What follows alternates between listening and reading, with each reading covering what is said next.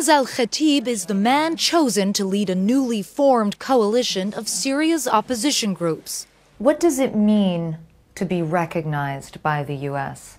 The U.S. administration has big influence globally, he told us. A step like that would pull the rug from under the regime on all levels, politically, economically, and militarily.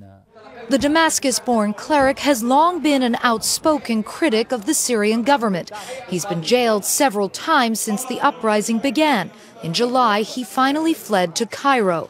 Now he travels the world, asking for international support for Syria's opposition. Do you feel that the international community has done enough to help Syria? No, at all. The international community fell short in its support to the Syrian people, he said, but it is starting to wake up now. So far, though, the U.S. has refused to arm the rebels because of concerns about the rising role of Islamic extremists in the rebellion. I think the media has exaggerated this whole issue, he said. We've spent quite a bit of time inside Syria.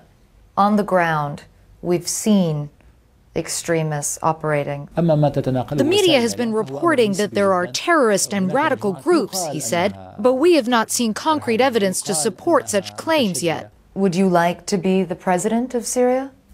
I'm not thinking about that now. But with rebels closing in on the capital, the question of who takes over from the regime is an urgent one. And Clarissa Ward is joining us from London tonight. Clarissa, these Syrian rebels are fractured into a number of groups, and one of them, the al-Nusra Front, was labeled a terrorist organization by the Obama administration today. What can you tell us about them?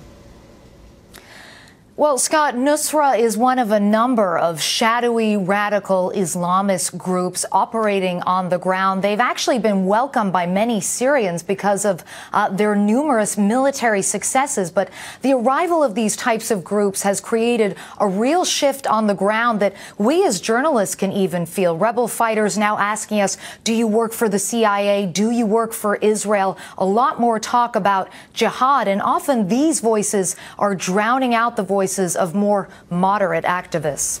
Anything can happen in this volatile part of the world. Clarissa, thanks very much.